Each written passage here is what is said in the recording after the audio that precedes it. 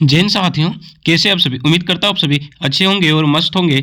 तो बच्चों, आपके लिए एक बहुत ही शानदार वीडियो लेके आए हुए हैं। ये वीडियो आपका क्लास 10 के साइंस के ऑब्जेक्टिव प्रश्नों का है, जो कि एग्जाम के लिए काफ़ी इंपॉर्टेंट है। देखिए, ये प्रश्न जो है आपका 2022 में पूछा हुआ प्रश्न है बच्चों, ठीक है। यानी कि जो 2022 के एग्जाम में पूछा हुआ पेपर है, उन पेपर को आज हम लोग खंडन करने वाले हैं। देखिए किस टाइप के प्रश्न आप लोग को एग्जाम में पूछा जाता है, ठीक है। ये कोई मॉडल पेपर नहीं है और ना ही ये कोई गेस्ट पेपर है, ठीक है। ये आप लोग को फाइनल जो एग्जाम में पूछा गया था, ये ओरिजिनल पेपर है।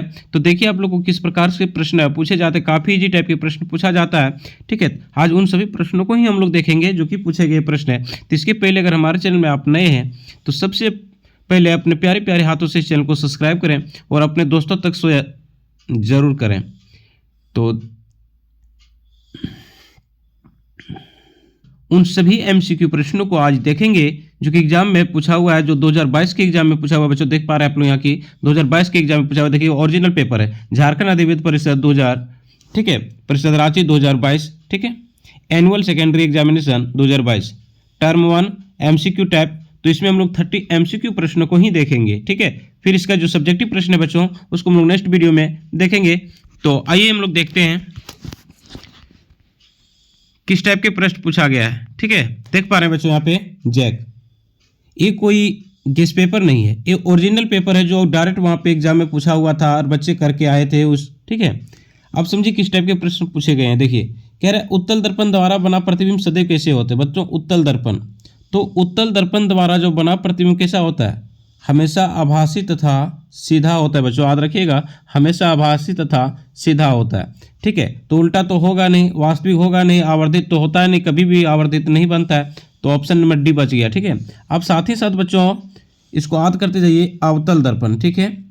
अवतल दर्पण, अवतल दर्पण द्वारा बना जो प्रतिबिंब होता है कैसा होता है। कहोगे सर प्रायः जो होता है वास्तविक तथा उल्टा होता है। प्रायः हमने क्यों बोला, तो प्रायः इसलिए बोला कि एक स्थिति ऐसा होता है जब उसमें आभासी प्रतिबिंब बनता है, ठीक है।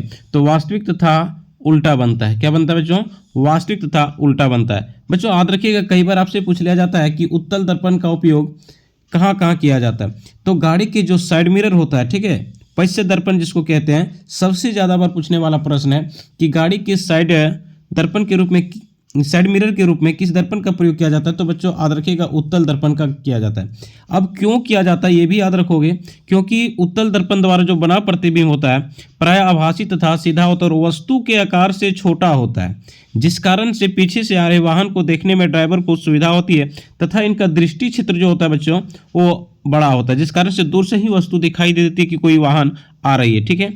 चलिए अगला है अवतल दर्पण। तो अवतल दर्पण का उपयोग कहाँ पे किया जाता है। तो बच्चों याद रखिएगा, दाढ़ी बनाने वाले दर्पण के रूप में, हजामत जिसको हम लोग कहते हैं, ठीक है। फिर आपसे पूछ लिया जाएगा कि सौर भट्टियों में किस दर्पण का उपयोग किया जाता है। तो कहोगे सर अवतल दर्पण का। फिर आपसे पूछ लिया जाएगा कान नाक इत्यादि के इलाज में किस दर्पण का प्रयोग किया जाता है। तो अवतल दर्पण का, ठीक है। तो एक प्रश्न के साथ हमने 3-4 प्रश्नों को देखा, ठीक है। चलिए अगला देख लेते हैं। कह रहे गोलीय दर्पण का फोकांश क्या है, फोकसांतर उनकी वक्रता त्रिज्या का कितना गुना होता है। देखिए बच्चों नहीं समझ में आया ना, चलिए हम समझाते हैं। गोलीय दर्पण का मतलब एफ की बात कर रहा है, उनकी वक्रता त्रिज्या क्या आर का कितना गुना होता है। अब समझे एफ कितना गुना, वक्रता त्रिज्या की आधी ही होती है ना, यानी एफ बराबर क्या होती है r/2, ठीक है। तो यहाँ पे क्या हो जाएगा आधा। अब प्रश्न है बच्चों, कई बार आपसे पूछ लिया जाता है कि किसी गोलीय दर्पण की वक्रता त्रिज्या 16 सेंटीमीटर, कितना है 16 सेंटीमीटर, तो इसकी फोकस दूरी क्या होगी। तो 16/2 क्या हो जाएगा 8 सेंटीमीटर, ठीक है। एकदम फिक्स है, एक प्रश्न यहाँ से आपको रहने वाला है, ठीक है। चलिए नेक्स्ट देख लेते हैं हम लोग। अगला प्रश्न है बच्चों कि अवतल दर्पण की फोकस दूरी कैसी होती है। यानी जो अवतल दर्पण होता है, ठीक है, उनकी फोकस दूरी क्या होती है, शून्य होता है, जी नहीं, धनात्मक या ऋणात्मक। तो अवतल दर्पण की जो फोकस दूरी होती है वो ऋणात्मक होती है, जबकि अवतल दर्पण की फोकस दूरी धनात्मक होती है। आप सभी याद रखिएगा, ठीक है। अगला प्रश्न है आपके पास में, हजामती दर्पण के रूप में किस दर्पण का उपयोग होता है। नहीं समझ में आया ना, कोई बात नहीं, हम समझा रहे हैं आप लोगों को, समझिए। हजामती दर्पण, ये हजामती क्या होता है भैया, हजामती दर्पण के रूप में किसका उपयोग किया जाता है। तो हजामती का मतलब होता है दाढ़ी बनाने के लिए, समझ में आ गया ना। हाँ, तो हजामती दर्पण के लिए अवतल दर्पण का उपयोग किया जाता है। किसका प्रयोग किया जाएगा, अवतल दर्पण के लिए, जबकि समतल दर्पण याद रखिएगा बच्चों चेहरा देखने के लिए किया जाता है। ठीक है, आपसे पूछ लिया जाएगा कि चेहरा देखने के लिए किस दर्पण का उपयोग किया जाता है। ठीक है, आपसे पूछे दाढ़ी बनाने के लिए तो अवतल, चेहरा देखने के लिए तो समतल। ठीक है, गाड़ी के पश्च दर्पण में उत्तल दर्पण। ठीक है, अब पूछ लिया जाएगा किसी समतल दर्पण में अपना पूर्ण प्रतिबिंब देखने के लिए दर्पण की लंबाई कितनी होनी चाहिए। अब समझिए, अगर समतल दर्पण में आप किसी अपना पूर्ण प्रतिबिंब देखना चाह रहे हो तो जो दर्पण की ऊंचाई होनी चाहिए वो वस्तु की ऊंचाई की कम से कम आधी होनी चाहिए। बच्चों याद रखिएगा, कितनी होनी चाहिए, आधी होनी चाहिए। ठीक है, चलिए एक प्रश्न के साथ हम लोग 4 प्रश्नों को देख रहे हैं, सभी ऑप्शन जो है उसका खंडन करते हुए आगे बढ़ रहे हैं। ठीक है, अगर वीडियो अच्छा लग रहा है तो कम से कम अपने दोस्तों तक शेयर जरूर कर दीजिए। आपका एक शेयर से हमें हौसला मिलता है और उसी के बलबूते हम लोग वीडियो को बना पाते हैं। चलिए देखिए, गोलीय लेंस मुख्यतः कितने प्रकार के। अब समझिए बच्चों, जो गोलीय लेंस होते हैं वो मुख्यतः कितने प्रकार के होते हैं। ठीक है, तो कहोगे सर मुख्यतः जो है 2 प्रकार के होते हैं। कितने प्रकार के होते हैं, 2 प्रकार के होते हैं, अवतल लेंस और उत्तल लेंस। अब समझिए बच्चों, आप लोग को पूछ लिया जाता है कि अवतल लेंस, ठीक है, दृष्टि दोष आप लोग पढ़े होंगे। ठीक है, तो अवतल लेंस के द्वारा किस दृष्टि दोष को ठीक किया जाता है। कहोगे सर निकट दृष्टि दोष। किस दृष्टि दोष को, निकट दृष्टि दोष। अब निकट दृष्टि दोष क्या होता है बच्चों, तो कहोगे निकट दृष्टि दोष से जो पीड़ित व्यक्ति होते हैं उसकी निकट की वस्तुएं दिखाई दे देती है, लेकिन दूर की जो वस्तुएं होती है उसको स्पष्ट दिखाई नहीं पड़ती है। ठीक है, चलिए दूसरा जो है आपका उत्तल लेंस। उत्तल लेंस, ठीक है बच्चों। अब उत्तल लेंस में क्या होता है कि किस दृष्टि दोष को ठीक किया जाएगा। ठीक है, तो उत्तल लेंस के द्वारा दीर्घ दृष्टि दोष को ठीक किया जाता है। इससे जो पीड़ित व्यक्ति होते हैं, ठीक है, दूर की वस्तुएं स्पष्ट दिखाई पड़ जाती है लेकिन नज़दीक की वस्तुएं उसको दिखाई नहीं पड़ता है। ठीक है, तो फिर उसको उत्तल लेंस का हम लोग चश्मा लगाने की सलाह दिया जाता है डॉक्टर के द्वारा, और हम लोग लगाते हैं, फिर इस जो ये दृष्टि दोष होता है वो ठीक हो जाता है। ठीक, चलिए उत्तल लेंस द्वारा वास्तविक आवर्धित प्रतिबिंब बनता है जब वस्तु हस्तस्थ होती है।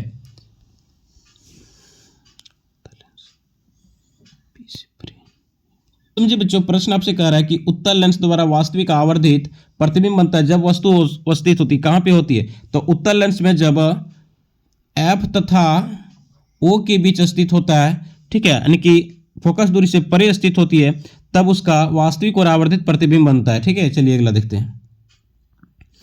जब प्रकाश की किरण हवा से कांच में जाती है तो वह मुड़ जाती है। यानी समझिए, जब प्रकाश की किरण, ठीक है, जब प्रकाश की किरण हवा से कांच में जाती है तो वह मुड़ जाती है। किधर मुड़ेगी, अभिलंब की ओर मुड़ जाएगी। बच्चों याद रखोगे, अभिलंब की ओर मुड़ जाएगी। अब समझिए यहाँ पे, ठीक है, ये हवा है, ये हवा है, ये कांच है। अब समझिए बच्चों, आप लोग एक पढ़े होंगे प्रकाश का अपवर्तन। जब प्रकाश की किरण एक माध्यम से दूसरे माध्यम में प्रवेश करती है तो अपनी मूल दिशा से वो भटक जाती है, वो अपनी मूल दिशा से भटक जाती है। यह घटना क्या कहलाती है, प्रकाश का अपवर्तन कहलाती है। ठीक है, आनी समझिए, ये प्रकाश की किरण है एक, ठीक है, एक माध्यम में मान लेते हैं हम लोग हवा है। अब यहाँ से ये कांच में प्रवेश कर रही है तो इसको जाना चाहिए था ऐसे, लेकिन ये क्या हुआ कि भटक गया ऐसे। ठीक है, तो यही घटना क्या कहलाएगा, प्रकाश का अपवर्तन। प्रकाश के अपवर्तन के भी 2 नियम होते हैं। कितने होते हैं बच्चों, 2 नियम होते हैं। ठीक है, आप क्या क्या होता है तो याद रखोगे, आपतित किरण, ठीक है, अपवर्तित किरण तथा अभिलंब, ये तीनों एक ही तल पे होते हैं। दूसरा साइन कॉन, ठीक है, साइन आई बटे साइन आर, यानी आपतन कोण की जया, ठीक है, और अपवर्तन कोण की जया, ये हमेशा नियतांक होते हैं। ठीक है, एक निश्चित अनुपात में होते हैं। स्नेल का नियम भी कहा जाता है, याद रखिएगा, स्नेल का नियम भी कहा जाता है। ठीक है, चलिए अगला प्रश्न देख लेते हैं हम लोग। कह रहे लेंस की क्षमता का ऐसा ही मात्रा क्या। आप समझे, लेंस की जो क्षमता होती है जिसको हम लोग पी से इंडिकेट करते हैं, तो पी बराबर क्या होता है बच्चों, 1/f ही होता है ना। पी बराबर क्या होता है, 1/f। तो ठीक है, अब आपसे पूछ लिया जाता है कि लेंस की जो क्षमता होता है, ठीक है, वो डायोप्टर होता है जिसे हम लोग डी से इंडिकेट करते हैं। पूछ लिया जाता है कि लेंस की क्षमता किसके व्युत्क्रम होता है। आप देख पा रहे हैं बच्चों, फोकस दूरी। ठीक है, तो लेंस की जो क्षमता होती है फोकस दूरी के व्युत्क्रम के बराबर होता है। ठीक है, तो यहाँ पे हो जाएगा आपका ऑप्शन नंबर 4 करेक्ट हो जाएगा। लेंस की क्षमता का ऐसा मात्रक डायोप्टर जिसे डी से इंडिकेट करते हैं।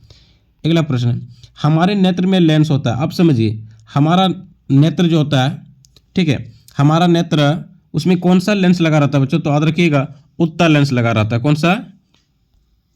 उत्तल लेंस। आप समझिए उत्तल लेंस लगा रहता है, ठीक है।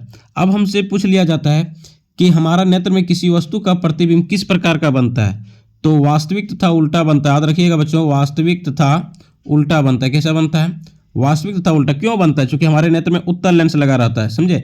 कई बार आपसे पूछ लिया गया है कि हमारा जो नेत्र है वो किसकी भांति कार्य करता है, तो हमारा जो एक नेत्र है बच्चों एक कैमरे की भांति कार्य करता है। किसकी भांति कार्य करता है? कैमरे की भांति कार्य करता है हमारा नेत्र जो है बच्चों, ठीक है। किसकी भांति कार्य करेगा? कैमरे की भांति कार्य। अब समझिए किसी वस्तु का जो प्रतिबिंब होता है हमारे नेत्र में कहाँ पे बनता है, ठीक है। तो याद रखोगे बच्चों रेटिना पर बनता है। कहाँ पे? रेटिना पर, ठीक है।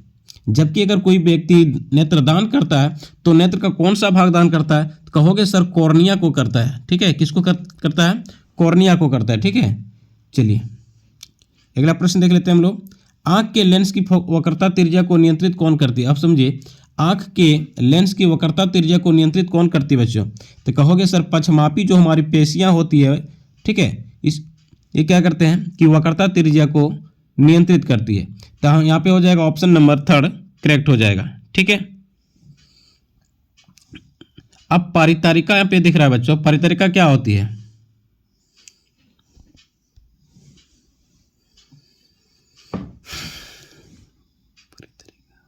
तो ये आप लोग कमेंट बॉक्स में कमेंट करके बताइए। और दृष्टि पटल इसका दूसरा नाम क्या है, ठीक है, इसको भी कमेंट कीजिए। पुतली क्या है बच्चों? पुतली, अब देख रहे हैं प्रकाश की जो किरण आते हैं, आप लोग देखे होंगे धूप के दिनों में या तो अधिक जब सूरज की रोशनी होती है तो हमारी आंख अचानक बंद हो जाती है, या तो अगर हमारी आंख में कुछ अगर पड़ने वाली होती है तो अचानक हमारी पलकें क्या होती है? झपक जाती है। तो पुतली को आंख की सुरक्षा कवच भी कहा जाता है, ठीक है। ये दो का आप लोग कार्य बताइए, नहीं होगा तो हम इसका आंसर बता देंगे, ठीक है। परितरिका का क्या कार्य है और दृष्टि पटल का क्या कार्य है? अब समझिए अस्पष्ट दृष्टि की अधिकतम दूरी का मानक मान क्या होता है? अब समझिए अस्पष्ट दृष्टि की यानी कि जहां से हम लोग अस्पष्ट देख सकते हैं, तो अस्पष्ट दृष्टि की अधिकतम दूरी बच्चों यहाँ पूछ लिया गया है, आप लोग कंफ्यूज नहीं होना है। न्यूनतम दूरी ने पूछा। अब अधिकतर बच्चे क्या होते हैं कि इसकी न्यूनतम दूरी पढ़ करके रखे रहते हैं और याद किए होते हैं, ठीक है। तो अस्पष्ट दृष्टि की जो न्यूनतम दूरी होता है बच्चों ये याद रखिएगा 25 सेंटीमीटर होता है। ये अधिकतम दूरी नहीं है, अधिकतम दूरी आपका अनंत हो जाएगा, ठीक है। अगला, अवतल लेंस के चश्मे का उपयोग करके किस दृष्टि दोष को दूर किया जा सकता है? कितना अच्छा प्रश्न है बच्चों। अभी हमने जस्ट पहले समझाया ना कि अवतल लेंस के चश्मे का, किस लेंस के चश्मे का उपयोग कर रहा है? अवतल। तो अवतल किस दृष्टि दोष से पीड़ित व्यक्ति को दीजिएगा, ठीक है। कहोगे सर निकट दृष्टि दोष। निकट दृष्टि दोष में क्या होता है कि निकट की वस्तुएं देख लेता है व्यक्ति, लेकिन दूर की जो वस्तुएं होती है उसको नहीं देख पाता, ठीक है। अगर आपसे पूछ लिया जाए कि दीर्घ दृष्टि दोष को ठीक करने के लिए किस लेंस का प्रयोग करोगे, तो दीर्घ दृष्टि के लिए उत्तल लेंस का प्रयोग करेंगे। जबकि जरा दृष्टि दोष क्या होता है? इसमें व्यक्ति ना नजदीक की देख पाता है ना ही दूर की वस्तुओं को देख पाता है। तो इसमें क्या करेगा कि इसमें उत्तल और अवतल दोनों प्रकार के चश्मे लगाएगा, ठीक है। तो इसको हम लोग कहेंगे द्विफोकस लेंस का प्रयोग करेंगे, द्विफोकस लेंस का उपयोग करेंगे, ठीक है।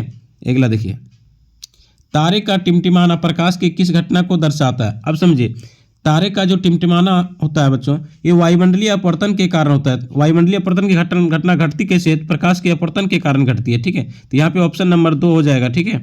अब प्रकाश का परावर्तन के कितने नियम है? तो प्रकाश के परावर्तन के 2 नियम है। कौन कौन है? ठीक है, तो आपतित किरण, परावर्तित किरण और अभिलंब ये तीनों एक ही तल पर होता है पहला। दूसरा आपतन कोण और परावर्तन कोण दोनों बराबर होता है बच्चों, ठीक है। पर अब समझिए कि प्रकाश का परावर्तन किसे कहते हैं, कई बार पूछ लिया जाता है। तो जब प्रकाश की किरण किसी चिकनी सतह से टकराती है तो टकराने के पश्चात वह उसी दिशा में मुड़ जाती है, यह घटना प्रकाश का परावर्तन कहलाता है, ठीक है। इसके 2 नियम होते हैं, आपतित किरण या आपतित किरण, ठीक है, और परावर्तित किरण तथा अभिलंब, ये तीनों एक ही तल पे होता है।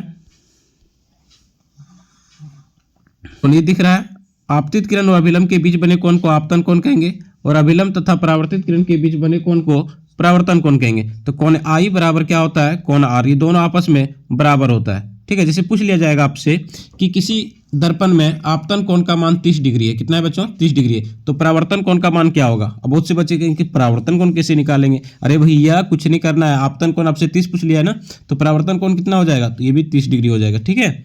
अब समझिए प्रकाश का अपवर्तन आपने पढ़ लिया, प्रकाश का परावर्तन पढ़ लिया, प्रकाश के परिकिरणन, ठीक है। प्रकाश के परिकिरण के कारण क्या होता है, आकाश का जो रंग होता है वो नीला दिखाई देता है, याद रखिएगा, ठीक है। जिस रंग का तरंगदैर्घ्य सबसे अधिक होता है उसका परिकिरण सबसे कम होता है, और जिस रंग का तरंगदैर्घ्य सबसे कम होता है उसका परिकिरण सबसे अधिक होगा। अब देखिए यहाँ पे लाल रंग, ठीक है, लाल रंग का जो परिकिरण होता है वो सबसे कम होता है, जबकि जो बैंगनी रंग होता है उसका सबसे अधिक परिकिरण होता है, ठीक है। शुद्ध बेटा, शुद्ध शुद्ध। अगला प्रश्न आपसे कि किसी अभिक्रिया में भाग लेने वाले पदार्थ को क्या कहते हैं। आप समझिए कोई अभिक्रिया है, ठीक है, जैसे कार्बन प्लस ऑक्सीजन, ठीक है, ये मिल करके क्या बनाया, तो कार्बन डाइऑक्साइड बनाया। अब समझिए बच्चों, किसी अभिक्रिया में भाग लेने वाले पदार्थ, अब इस अभिक्रिया में कौन कौन भाग लिया, तो कार्बन और ऑक्सीजन। तो किसी अभिक्रिया में भाग लेने वाले जो पदार्थ होते हैं उसको हम लोग अभिकारक कहते हैं। क्या कहते हैं बच्चों, अभिकारक कहते हैं। और अभिक्रिया के फलस्वरूप जो निर्मित पदार्थ होते हैं उसको हम लोग उत्पाद या फिर प्रतिफल कहते हैं। क्या कहते हैं बच्चों, प्रतिफल कहते हैं, ठीक है। तो याद रखिएगा, तो यहाँ पे क्या हो जाएगा, अभिकारक कहते हैं, ठीक है। जबकि अभिक्रिया के फलस्वरूप जो निर्मित पदार्थ होते हैं उसको उत्पाद कहते हैं, ठीक है। कोई दिक्कत जी नहीं। चलिए अगला देख लेते हैं। अगला आपसे पूछ लिया है कि कैल्शियम कार्बोनेट, ठीक है, कैल्शियम कार्बोनेट को जब उष्मा देंगे तो ये टूट करके बनाएगा कैल्शियम ऑक्साइड, ठीक है, प्लस CO2। ये किस प्रकार की अभिक्रिया, अब समझिए कैल्शियम कार्बोनेट एक बड़ा यौगिक है, तो इसमें क्या होगा बच्चों, ये वियोजित हो रहा है। वियोजित होने की पहचान क्या बनाया, तो कैल्शियम ऑक्साइड, जिसको हम लोग बिना बुझा हुआ चूना भी जानते हैं, बिना बुझा हुआ चूना के नाम से भी जानते हैं, ठीक है, जिसको हम लोग कली चूना भी कहते हैं, ठीक है। याद रखिएगा, कली चूना भी आप लोग का जो प्री बोर्ड एग्जाम हुआ था इसमें आपसे पूछ लिया गया था कि कली चूना का सूत्र क्या होता है। तो क्या होता है बच्चों, कैल्शियम ऑक्साइड, ठीक है, और CO2। तो अब समझिए ये बड़ा यौगिक अभिक्रिया के फलस्वरूप टूट करके दो छोटे छोटे यौगिकों का निर्माण कर रहा है, मतलब ये वियोजन अभिक्रिया हो रहा है। कौन सा हो रहा है, वियोजन अभिक्रिया हो रहा है। तो आपका ऑप्शन नंबर बी हो जाएगा, ठीक है। एक चीज याद रखिएगा, जितना भी वियोजन अभिक्रिया है, ठीक है, ये सब क्या होगा, तो सब ऊष्माशोषी अभिक्रिया होगा बच्चों। जितना संयोजन अभिक्रिया है ये सारे के सारे ऊष्माक्षेपी अभिक्रिया होगा, ठीक है, क्योंकि उसके द्वारा ऊष्मा का उत्सर्जन होता है। इसमें क्या होता है, ऊष्मा अवशोषण। आप यहाँ देख पा रहे हैं, ऊष्मा हम दिए तब जाकर के अभिक्रिया हुआ, ठीक है। एक आपसे पूछ लिया जाता है कि बुझा हुआ चूना का सूत्र क्या होता है, तो CaOH2। विरंजक चूर्ण का सूत्र क्या होता है बच्चों, तो याद रखिएगा CaOCl2, ठीक है। प्लास्टर ऑफ पेरिस का सूत्र क्या होता है ये आप लोग कमेंट बॉक्स में बताइए, और जिप्सम का रासायनिक सूत्र क्या होता है, ठीक है। इसके साथ ही साथ बच्चों आप लोग याद रखिएगा बेकिंग सोडा, ठीक है, बेकिंग सोडा कई बार पूछा गया है। तो क्या होता है, सोडियम हाइड्रोजन कार्बोनेट, और एक होता है धवन सोडा, ठीक है। इतना सूत्र आप लोग जरूर याद रखिएगा, इसको कमेंट बॉक्स में आप लोग बताइए। अगला, श्वसन कैसी रासायनिक अभिक्रिया है, तो बच्चों श्वसन कई बार हमने करवाया ना, तो श्वसन कैसी रासायनिक अभिक्रिया है, तो श्वसन एक ऊष्माक्षेपी अभिक्रिया है। क्यों, क्योंकि श्वसन क्रिया के द्वारा हमें भारी मात्रा में ऊष्मा की प्राप्ति होती है। क्या होती है, ऊर्जा की प्राप्ति होती है, ठीक है। 36 ATP के रूप में हमें ऊर्जा की प्राप्ति होती है, इसलिए क्या हो जाएगा, श्वसन एक ऊष्माक्षेपी अभिक्रिया होती है। अब बच्चों आप लोग याद रखिएगा, श्वसन क्रिया के दौरान हम लोग कौन सा गैस उत्सर्जित करते हैं, श्वसन क्रिया के दौरान कौन सी गैस उत्सर्जित करते हैं, तो कहोगे सर CO2 जो कार्बन डाइऑक्साइड होता है उसको हम लोग निकालते हैं, और ग्रहण कौन सा करते हैं, तो कहोगे सर ऑक्सीजन करते हैं, ठीक है। चलिए देखिए बच्चों, आप लोग को हताश होने की कोई आवश्यकता नहीं है। देखिए किस प्रकार के इजी प्रश्न आप लोग को एग्जाम में पूछे जाते हैं, ठीक है। तो बहुत से बच्चे सोच रहेंगे कि हम फेल कर जाएंगे, ये कर जाएंगे, नहीं, फेल तो कोई नहीं करेगा बच्चों, ठीक है। लेकिन आप लोग को अच्छे मार्क्स लाना है तो थोड़ी अच्छी तरीके से पढ़ाई करनी होगी, ठीक है। मन लगा के स्टडी कीजिए, निश्चित अच्छे मार्क्स आप लोग लेके आओगे। कह रहे निम्न से कौन अभिक्रिया नहीं है, निम्नलिखित में से कौन अभिक्रिया नहीं है। तो बच्चों यहाँ पे कह रहा है कि कौन अभिक्रिया नहीं है, तो ZnSO4 यानी जिंक सल्फेट प्लस कॉपर, ठीक है, ये अभिक्रिया नहीं होगा। निम्न से कौन संतुलित समीकरण है, आप समझिए बच्चों, निम्न से कौन संतुलित समीकरण है। ये संतुलित समीकरण होता क्या है, ठीक है। तो बच्चों आप लोग द्रव्यमान संरक्षण का एक नियम पढ़े होंगे। द्रव्यमान संरक्षण का नियम कहता है कि किसी भी रासायनिक अभिक्रिया में अभिकारक के तत्वों का कुल द्रव्यमान प्रतिफल के तत्वों के कुल द्रव्यमान के बराबर होनी चाहिए। अब समझिए बच्चों, ये अभिक्रिया जो है ये अभिकारक है और ये क्या है, प्रतिफल है। तो देखिए इसमें से जो तत्व है, ठीक है, उनका द्रव्यमान देख लीजिए कि सेम है कि नहीं। यहाँ पे सोडियम है बच्चों, इधर भी सोडियम एक, हाइड्रोजन यहाँ पे 2 दूना 4, हाइड्रोजन यहाँ पे 2, मतलब ये तो बैलेंस नहीं है। इधर देखिए आयरन आपका 3 है, 4 दूना 8 हाइड्रोजन है, ऑक्सीजन 4 है, ठीक है। आपका आयरन यहाँ 3 है, ठीक है, ऑक्सीजन 4 है, ऑक्सीजन 4 ठीक है। हाइड्रोजन यहाँ पे 4 दूना 8, बिल्कुल आपका ऑप्शन नंबर बी जो है बच्चों ये संतुलित है। क्या है? संतुलित है। ठीक है, यहाँ से आप लोग को एकदम पक्का एक प्रश्न पूछेगा ही पूछेगा कि संतुलित करें, तो आप लोग अगर नहीं संतुलित करने,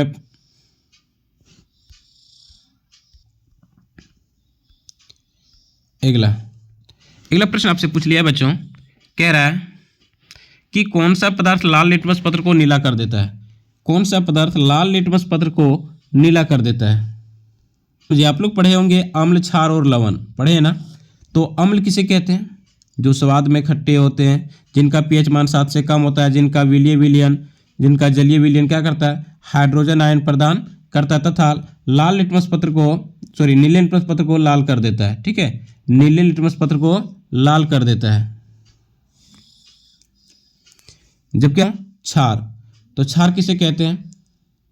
तो जिनका स्वाद कड़वा होता है। कैसा होता है? तो जिनका स्वाद कड़वा होता है, जिनका पीएच मान जो है वो 7 से अधिक होता है, जिनका जलीय विलयन जो है हाइड्रोक्सिल आयन प्रदान करता है, तथा लाल लिटमस पत्र को नीला कर देता है। ठीक है, तो यहाँ पे पूछा है कि लाल लिटमस पत्र को नीला कर दे रहा है, तो लाल को नीला कौन करेगा बच्चों? तो ये क्षार करेगा। जबकि आपसे पूछ लिया जाएगा कि नीले लिटमस पत्र को लाल कौन करेगा? तो अम्ल होगा। अम्ल का पीएच मान कितना होता है? तो बच्चों याद रखिएगा 7 से कम होता है, जबकि क्षार का जो पीएच मान होता है वो 7 से अधिक होता है। सबसे प्रबल अम्ल कौन है? तो बच्चों याद रखिएगा HCl, जिनका पीएच मान जो होता है 0 के लगभग में होता है। सबसे प्रबल क्षार कौन है बच्चों? तो याद रखिएगा NaOH यानी कि सोडियम हाइड्रोक्साइड, जिनका पीएच मान 14 होता है। ठीक है, अब पीएच परास एक पूछ लिया जाता है आपसे कि पीएच परास क्या होता है? पीएच परास क्या होता है? तो पीएच स्केल में 0 से 14 तक एक संख्या अंकित होती है, जिसको हम लोग पीएच परास के नाम से जानते हैं। आप समझिए बच्चों, एक जल आपसे पूछ लिया जाता है कि जल का पीएच मान क्या होता है? तो जल का पीएच मान क्या होता है? तो याद रखोगे 7 होता है। ठीक है, यानी ये ना ही अम्ल होते हैं और ना ही क्षारीय होता है। आपसे पूछ लिया जाता है कि उदासीनीकरण अभिक्रिया से आप क्या समझते हैं? उदासीनीकरण अभिक्रिया से आप क्या समझते हैं? ठीक है, आप समझिए, जब अम्ल और क्षार परस्पर अभिक्रिया करता है तो इसके फलस्वरूप लवण तथा जल का निर्माण होता है। लवण तथा जल का निर्माण होता है। इस अभिक्रिया को हम लोग क्या कहते हैं? कहो तो कहोगे सर उदासीनीकरण अभिक्रिया कहते हैं। ठीक है, उदासीनीकरण अभिक्रिया। चलिए अगला देख लेते हैं। निम्न से कौन दुर्बल अम्ल है? निम्नलिखित में से कौन दुर्बल अम्ल है? HCl, हाइड्रोक्लोरिक अम्ल। बच्चों ये तो दुर्बल अम्ल नहीं होगा, ये क्या है? तो ये बच्चों कहोगे प्रबल अम्ल है। प्रबल अम्ल किसे कहते हैं?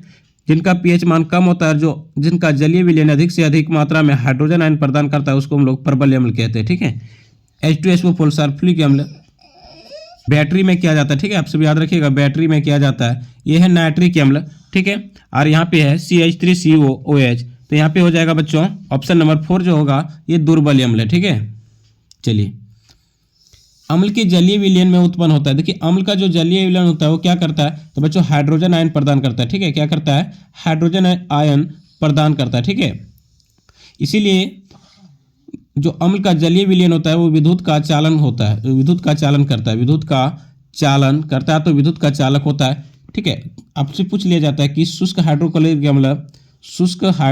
अम्ल नीले लिटमस पत्र को नीला नहीं कर पाता है। क्यों? क्योंकि ये हाइड्रोजन आयन प्रदान नहीं करता है। आपसे पूछ लिया जाता है कि अम्ल का जलीय विलयन विद्युत का चालन करता है, क्यों करता है? तो बच्चों सटीक आंसर बताओगे। ठीक है, सटीक आंसर बताओगे कि इसका जो जलीय विलयन है वो हाइड्रोजन आयन प्रदान करता है। ठीक है, चलिए अगला। दही में कौन सा अम्ल पाया? आप समझिए बच्चों, दही का जो पीएच मान होता है वो दूध से कम होता है। आपसे पूछ लिया जाता है, कई बार पूछा है कि दही, मान के दूध का जो पीएच मान है, दूध का पीएच मान वो 6.4 होता है। कितना होता है बच्चों? तो कहोगे सर 6.4 होता है। अब दही बन जाने के कारण के पीएच मान में क्या परिवर्तन होता है? निश्चित कहोगे सर दही जो होता है दूध से खट्टा होता है, और खट्टा होगा मतलब पीएच मान घटेगा, और इसका जो पीएच मान होगा वो 6.4 से कम हो जाएगा। आप समझिए, दूध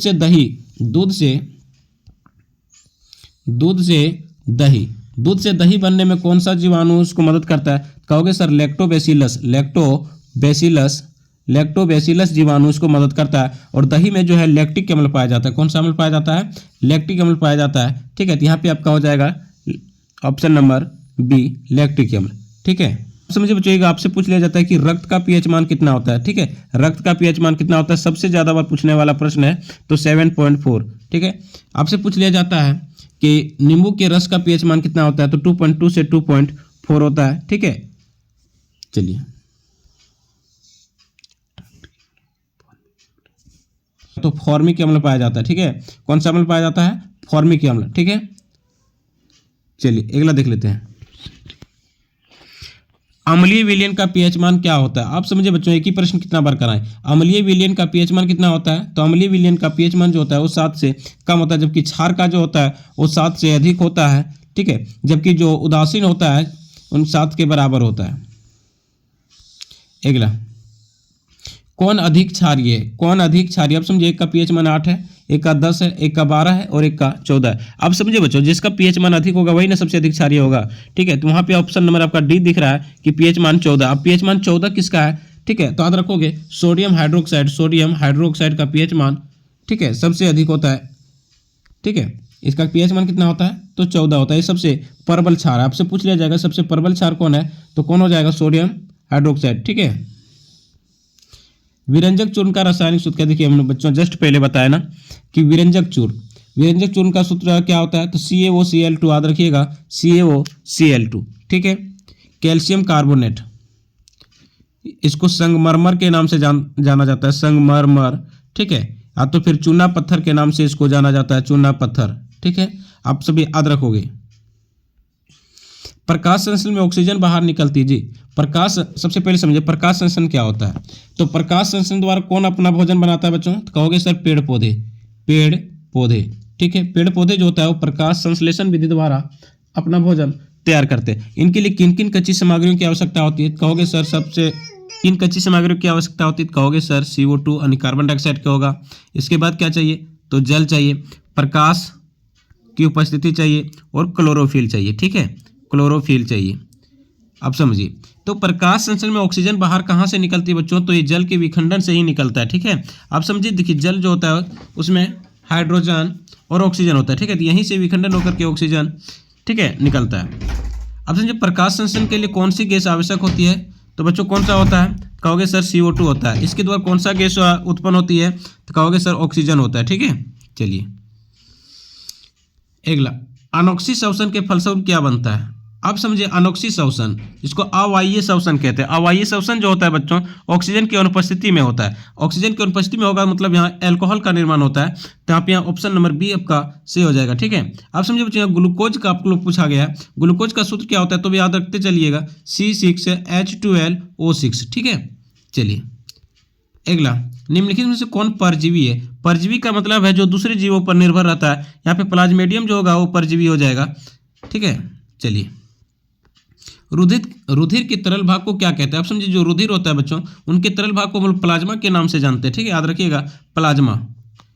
अगला प्रश्न, मछली के हृदय की कोष्ठकों की संख्या क्या? अब मछली के जो हृदय होते हैं उनके कोष्ठक 2 होते हैं, ठीक है। जबकि मेढक के जो कोष्ठक होते हैं वो 3 होते हैं और मानव के हृदय 4 होते हैं, ठीक है। दायां नीले, दायालिंद और बायालिंद। चलिए प्रश्न संख्या 1, मनुष्य में विक एक तंत्र का भाग है जो संबंधित है। आप समझिए, जो विक होता है बच्चों, जिसको हम लोग किडनी जानते हैं, ठीक है। तो इनकी जो इकाई होती है उसको क्या कहते हैं? नेफ्रॉन कहते हैं, याद रखिएगा नेफ्रॉन कहते हैं, ठीक है। विक की जो इकाई होती है उसको हम लोग नेफ्रॉन कहते हैं। ये क्या है? तो ये उत्सर्जन का काम करता है, ठीक है। मूत्र को छानने का काम करता है, निष्कासन में मदद करता है और जो रक्त होता है उनके शुद्धिकरण में ये महत्वपूर्ण भूमिका निभाता है। तो यहाँ पे ऑप्शन नंबर क्या हो जाएगा? 3rd। एक आप लोग से पूछ लिया जाता है डायलिसिस क्या है? तो ये रक्त के शुद्धिकरण का एक कृत्रिम विधि है बच्चों, ठीक है, जिसके द्वारा क्या होता है कि रक्त को शुद्ध किया जाता है। अब समझिए 33 मैग्नीशियम पाया जाता है। अब समझिए मैग्नीशियम किस में पाया जाएगा? तो मैग्नीशियम क्लोरोफिल में पाया जाता है, ठीक है। आपसे पूछ लिया जाता है कि क्लोरोफिल में कौन सी धातु पाया जाता है, तो याद रखोगे मैग्नीशियम पाया जाता है, ठीक है। यहाँ पे है आर, क्या है? लाल रक्त कण, RBC। अब समझिए बच्चों, जो हमारा ब्लड होता है और रक्त जिसको हम कहते हैं, ठीक है, ये लाल क्यों होता है? तो याद रखोगे हीमोग्लोबिन के कारण होता है। किसके कारण होता है? हीमोग्लोबिन के कारण। हीमोग्लोबिन की कमी के कारण कौन सी बीमारी होती है? तो कहोगे सर एनीमिया बीमारी होती है, ठीक है, याद रखिएगा। किसमें मुकुलन विधि द्वारा जन्म होता है? तो मुकुलन विधि द्वारा जन्म किसमें होगा? तो बच्चों कहोगे हाइड्रा में होता है, ठीक है। अमीबा में जो अमीबा है इसमें द्विखंडन विधि द्वारा जनन होता है, ठीक है। अमीबा में द्विखंडन विधि द्वारा जनन होता है। अमीबा जो है बच्चों ये एक कोशिकीय जीव है, क्या है? एक कोशिकीय, जबकि हाइड्रा जो है ये बहुकोशिकीय जीव है, ठीक है। यानी अमीबा में समस्त क्रियाएं जो होती है एक ही कोशिकाओं के द्वारा संपन्न होती है। अगला, एड्स रोग किसके कारण होता है? अब एड्स जो होता है HIV वायरस के कारण होता है। किसके कारण होता है बच्चों? HIV वायरस के कारण होता है, जो विषाणु के हो जाएगा, ठीक है। अब प्रोटोजोआ द्वारा होने वाले रोग, जीवाणु द्वारा होने वाले रोग कौन कौन से हैं? अब से प्रोटोजोआ द्वारा होने वाले रोग और जीवाणु। तो जीवाणु का एक ट्रिक है बच्चों, याद रखिएगा, ठीक है। पंडित कार्टिक न्यू है बैक्टीरिया, इसे आप लोग याद रखिएगा, सारा हो जाएगा। प्रोटोजोआ द्वारा होने वाले रोग, पापा काम पे सोते हैं। कवक द्वारा होने वाले रोग, इसके लिए एक ट्रिक है बच्चों, याद रखिएगा, ठीक है। गंजा दामाद खाए फ्रूट। पराग कोश में होते हैं। अब पराग कोश में क्या होता है बच्चों? जो पराग कोश होता है उसमें पराग कण होते हैं। क्या होते हैं? पराग कण होते हैं, ठीक है। तो आपका ऑप्शन नंबर डी हो जाएगा। वीडियो लंबा हो रहा है बच्चों, इसलिए इसका ज़्यादा विश्लेषण नहीं किए कि जीवाणु द्वारा होने वाले रोग, विषाणु द्वारा होने वाले रोग, तो कवक द्वारा होने वाले रोग, इसके लिए एक अलग वीडियो हम बना देंगे, ठीक है, अगर दिक्कत हो तो। 37, पूर्ण विकसित अंडाशय को क्या कहते हैं? आप समझिए, पूर्ण विकसित जो अंडाशय होता है उसको हम लोग फल के नाम से जानते हैं। क्या होता है? फल। अगला, अनवीकरणीय ऊर्जा स्रोत है। अनवीकरणीय मतलब जिसकी पुनः पूर्ति नहीं होगा उसे हम लोग अनवीकरणीय संसाधन कहते हैं। फॉर एग्जाम्पल अगर हम बात करें तो कोयला, पेट्रोलियम, ठीक है। जबकि नवीकरणीय संसाधन किसे कहते हैं? तो ऐसे संसाधन जिसका नवीकरण होता रहे, मतलब इससे नया पदार्थ बनता रहे, उनकी पुनः पूर्ति होते रहे, ठीक है। तो यहाँ पे कोयला जो है बच्चों, ये क्या है? अनवीकरणीय संसाधन है, ठीक है। अगला, सौर ऊर्जा को सीधे विद्युत में बदलने वाली युक्ति को क्या कहते हैं? आप समझिए, सौर ऊर्जा को सीधे विद्युत में बदलने वाली जो युक्ति होती है उसको हम लोग सौर पैनल कहते हैं, यानी कि सौर सेल कहते हैं, ठीक है। आप लोग देखे होंगे छतों में लगाया हुआ, ठीक है। प्रश्न संख्या 40 लास्ट है, निम्नलिखित में कौन मुख्यतः जैव गैस का संगठक? अब जैव गैस का संगठक कौन है बच्चों? तो जैव गैस का जो संगठन होता है मीथेन होता है। इसका सूत्र क्या होता है? CH4 होता है। इसी को मार्स गैस भी कहा जाता है, मार्स गैस भी कहा जाता है, और अपशिष्ट गैस भी इसको कहा जाता है। तो ये कुल 40 MCQ प्रश्न था बच्चों, जो कि 2022 में पूछा हुआ ओरिजिनल पेपर है, ठीक है। तो देखिए किस प्रकार के प्रश्न में पूछे जाते हैं और काफ़ी इजी लेवल के प्रश्न पूछे जाते हैं। तो अगर वीडियो अच्छा लगा होगा तो लाइक करें, कमेंट करें और अपने दोस्तों तक शेयर जरूर करें, ताकि इस प्रकार की और वीडियो आपके लिए लेके आ सकें।